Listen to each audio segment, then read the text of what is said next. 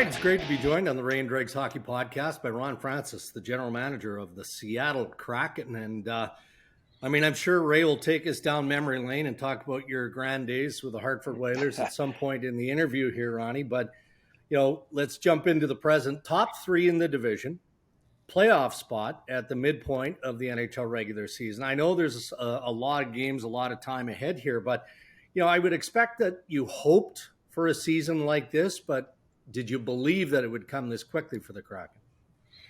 Yeah, no, he talked about it last year and wasn't trying to make excuses, but I felt that our team had played better than our record was.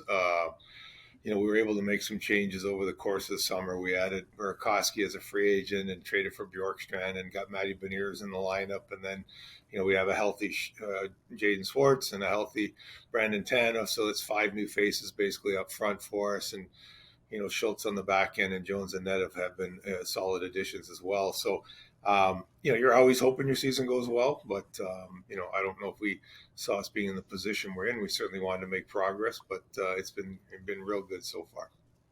Ronnie, I did the 2 games right around New Year's. You lost the one to Edmonton when McDavid, just basically took over the game fast. And then 2 days later, you came back against the Islanders. And to me, I'm like, oh, geez, I wonder if they're out of gas here a little bit on the December 30th. But then it was like everything clicked in to what it looks like it's been for the most part on the first. That's the start of the 6-game winning streak. Is that what it's looked like? You were aggressive and fast, and it was really impressive. Yeah, no, we had that stretch earlier where it was going really well, and then you could see it sort of coming, and then we were kind of up and down for a while. We lost a tough one. I thought one we should have won in Vancouver on the 22nd. And then we had we had a long break at Christmas, right? We're off the 23rd, 24th, 25th, 26th. We practiced the 27th. And we just didn't seem to have it back in stride yet, the game against Calgary or Edmonton. And then all of a sudden it kicked in again. And we started playing, I think, the way we're capable of playing or the way we want to play. And that's sort of aggressive and on the forecheck. And it sort of carried over onto this road trip. I mean, this is not a trip with 7 games and an easy trip with 7 games in 13 days in the cities we're playing in. But, it's been remarkable how our guys have just continued to work hard and found a way to win hockey games. Matt, you mentioned Matty Beniers. He's been super impressive, and he's really a fun kid to watch play. Any of this surprise you, the way he's looked this year?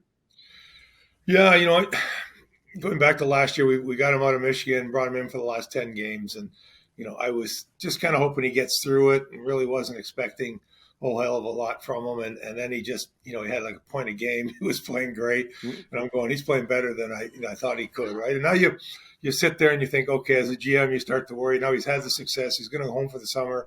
Is he going to think it's easy? He's going to take his time off. But that's not who Matty is. He's just a terrific kid. And from day one in training camp, he's come in and worked extremely hard. He pushes our pace in practice. He pushes our team in games. And for a young kid to have that ability to step and do that is tremendous. And just a great kid off the ice as well and well-liked in our locker room by all our players.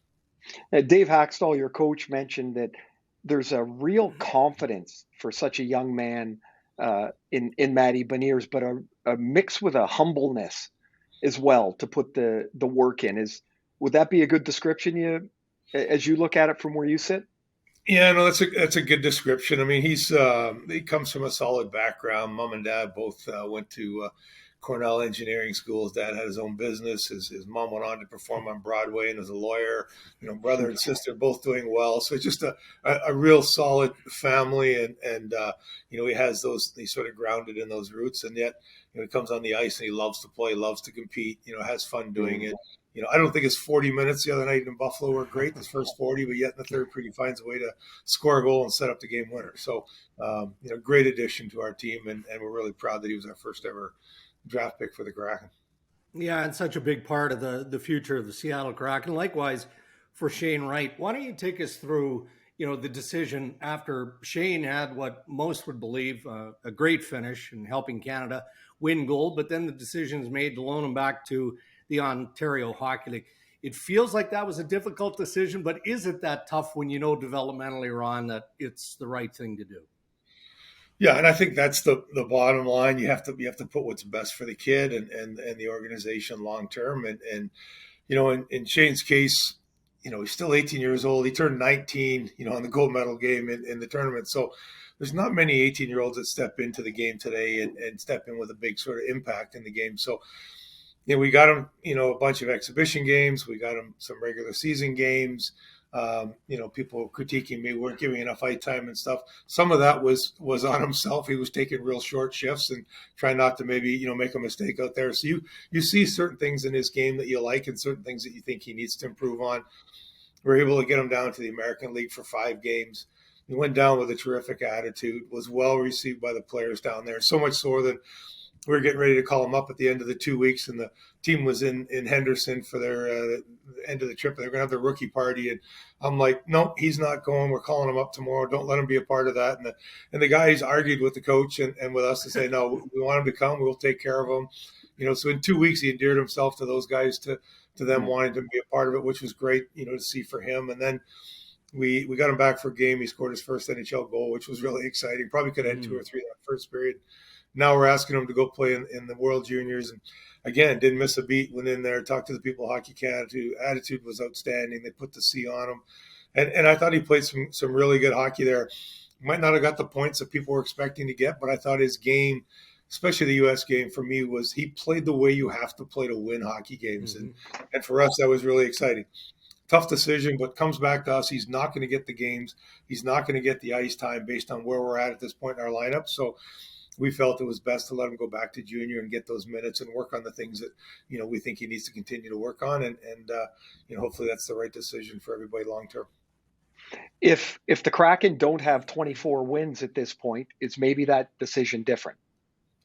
Yeah, it could be. It definitely could be. I mean, if we're sitting on the outside and clearly going to be on the outside and we're saying, hey, let's bring him in, let's get him the ice time, let's just sort of suffer through some of the mistakes that are going to happen with a young kid, we could do that. I've done it both ways in my career as a GM. Matty, we let go back to Michigan last year and then step in at the end of the year. But, he's a little bit older, right? He's still older than Shane and turning 20, and Shane just turning 19. So there's a lot of things that factor into it. But based on where we are, we felt this was the right way to proceed. How is everything going now? You got the franchise up and running in the American League and in their home, which I assume most people are pretty excited about. If you're going to play in the American League, it's probably a pretty good place to play. Yeah, I was told that Dan Bilesma has the one rule he put in place that if you have a tea time after practice, you can't wear your golf shirt to the morning skate or the morning practice. Now that's discipline right there, right? No, it's the facility is fantastic. Seats about 10,500. They've been getting great crowds, which is exciting to see. We have a practice facility attached, so you go one direction from the locker room to the big rink and the other to practice. We have a lounge area for the players. We have a weight room there that is, every bit as good as probably most NHL weight rooms. So it's going to be a real, great place for our young players to come in and play and have the opportunity to develop and hopefully earn that opportunity that they want, and that's to play with the big team in the NHL. So, Ronnie, it's been about 3 years, I guess, for you now, right? But the year prior, the first year, and now halfway through, does it feel like you're settling in, or like it's all settled in, or does it still feel like you're still putting hooks up in the locker room, like it seems so new, yet you're a year and a half in? Yeah, no, and this is actually year 4, believe it or not. They hired me 2 years out, and it was wow. I don't think we figured kind of COVID hitting, but we did a lot of our hiring process was done via Zoom, and because we couldn't travel to meet people in face to face, and hired all the people in our organization. And then you're trying to design a locker room, you're trying to design a practice facility, you're trying to design a facility down in Palm Springs, and you get through the expansion draft, you get through the first season, you're thinking, okay, that's not bad. And then I think we ended up doing something like 56, 57 contracts last summer between hiring staff and personnel and players for Coachella and everything else. So I think this summer will be a little more normal. We seem to have a lot of at least that logistic stuff in the rearview mirror, which is great. And, I feel very pleased. We've hired a lot of good people, and they're doing a good job for the organization. Well, as you touched on earlier, Ron Francis joining us on the podcast, you were very busy in the offseason. You added some key pieces. So the team continues to progress. Does that motivate you to maybe add to bolster that lineup to try and lock down a playoff spot in a pretty tough conference? Yeah, no, it's a delicate situation, and I think we still have some time before we make the final decision as to what we do. Coming in, we had the plan to build this thing from the ground up and be consistent in that. And, once we get there, we want to be competitive year after year.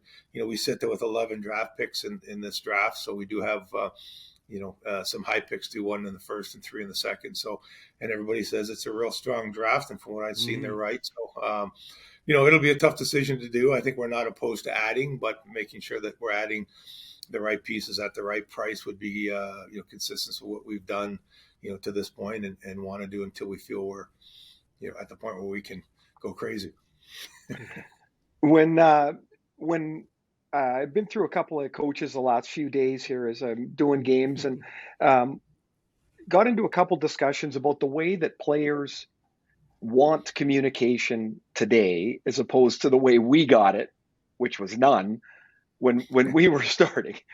Like, do you communicate with the players more perhaps than a general manager might have 10 years ago or even than you might have 10 years ago?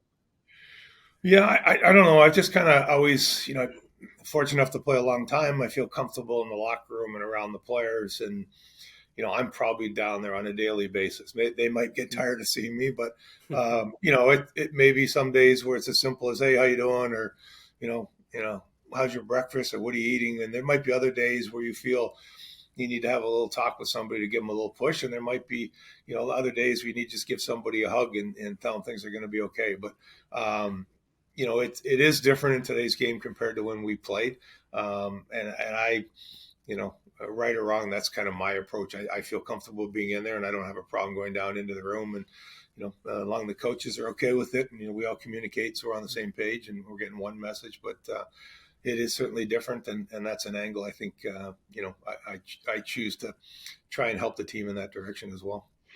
I remember anytime Jack Evans or Emile Francis came to talk to me, it was like, well, what the hell do they want? Like, this cannot be good, and it's just different today. I don't know if you ever had that worry. I mean, hell, you were miles ahead of all of us, but man, most of us were like, uh-oh, now what? Well, I tell us I was in Pittsburgh one time, and the locker room was set up where you came from the coach's GM's office in one direction and the players another direction. And I happened to turn the corner to walk in to get a coffee at the exact same time the GM, Craig Patrick, was coming in the other direction. We had lost like 5 in a row, and I'm thinking to myself, worst timing in the world, right? I'm walking to get a coffee when the GM's walking in the room. And, Craig says, how you doing? And I said, I'm good and stuff. It'll be a lot better. We win a game, and trying to give him the, the token things you're supposed to say as a player to make the GM feel better. He goes, we're fine. We're going to win some hockey games. Don't worry about it. It'll be good. And you walk out of there going, yeah, he's right. We're a good team. It's going to be all right. It's going to be good. And sometimes it's just a little simple thing like that kind of changes the attitude of the player's mind. And I still go back to that point with Craig, and I thought it was a valuable lesson for me to learn. So what's this road trip like? You got a young team, but there are a lot of veteran guys on it too. And you're on the trip. Is it interesting notable, different than just watching them tour around last year? Yeah, no, I haven't been on the whole trip. I flew out. I missed the game at home against the Islanders on the first. I flew to Halifax to be at the World Juniors, and I picked the team up again in Ottawa. I'll drop off after tonight. Don't get back till Sunday. But the thing I like is the guys are having fun. And this is a tough job. There's a lot of pressure on it, and it's good to see them enjoying that. You may have caught the glimpses. We practiced in Toronto after the game, and Matty Beniers, who is a USA hockey guy through and through, is wearing a Hockey Canada jersey because he lost the bet to Jordan Everly on the World Juniors. So little things like that, seeing them have some fun, seeing them laugh. It's different today. They're, a bunch of them playing on these switches and stuff and playing video games against each other on the bus and planes. And but the fact that they're enjoying it, and last year was kind of stressful and hard on a lot of us players, especially and coaches, and it's good to see everybody having a little more fun this season for sure. When Dregs had contacted you and and mentioned, he says, "Hey, Ronnie's going to come on tomorrow." I'm like, "Oh, great!" I said, "Oh, I'll make sure I ask him if he remembers a couple of things, about in Hartford. So the first thing that pops into my head, and I don't even know if you'll remember this, but we were playing in Quebec and we had pulled the goalie. Ulf Samuelson. And yeah, apparently you do remember. I was telling Dregs, I go, I don't know if Ronnie's going to remember this, but I can't remember at that time laughing harder in a game as the game was going on. Well, so the funny part was we pull the goalie and the puck bounces over Alfie's stick at the blue line. And here go the three Stastnys down the ice, 3-on-0 in the empty net. And they're all passing at each other, so they get 3 points on the play. But all of a sudden, you see the stick come flying past the three Stastnys, and then you see a glove come flying past them, and then another glove, and he's literally undoing his helmet as the goal goes in the net. And the crazy part is the three Stastnys are at the penalty box arguing with the referee, because the minute Alfie threw a stick, whoever had the puck on a stick got the goal, no assists. And they wanted the 2 assists on the goal. And there was no assists on the goal. And it was I think it was like 2 or 3 weeks later, they used to have Marv Albert did the crazy sports things on David Letterman, and sure enough, that was the clip that they showed. So, yeah, no, that one was hard to forget, that one for sure. Well, after there, so that, the fans are trying to figure it out, and Alfie's going around picking up his glove and his other glove and his stick, and we're like, what the hell are you doing? There was another game up there, Ronnie. I know you'll remember it, but Kerry Fraser called 1 million penalties on Quebec, and the fans lost it. And all of a sudden, somebody opened up a closet, and they were throwing rolls of toilet paper on the ice. Did we finish the game, or did they end the game? I don't remember. Do you remember that? I don't remember if we finished it. I'm assuming we did, but I can't remember. We seem to have a lot of things happen in Quebec. I'm sure there too. They had the earthquake when we were up there the one time too, and had to cancel the game with an earthquake in Quebec of all places. But it was quite a venue. It was only with the whale, though. It was only with the whale. That's outstanding. Well, I got to tell you, Ron, you've done an amazing job with your staff, and it's so fun to go down into Seattle. As I mentioned, I was down there over New Year's, and oh my gosh, I couldn't believe the energy in the building. It was just like, it felt like everybody talked about it was going to be. It was great to see, and congratulations on this, and have a great run into the playoffs. Thank you. Yeah, I know it's been, you hear a lot of things about the fans in Seattle before you get there, but they have been absolutely fantastic. And the building is loud. They're supportive even in tough games or tough periods. The building itself is outstanding. And I feel very fortunate. We've got a good group of owners that allow us to do the things that we think we need to do to be successful. And it's great to see the fans enjoying that, our success on the ice, and the players as well. So thank you very much. Yeah, great fan base and a terrific first half of the regular season. Keep it going, Ron. Thanks for doing this. Thanks, guys. Fingers crossed we can keep her going. See you soon. Thanks.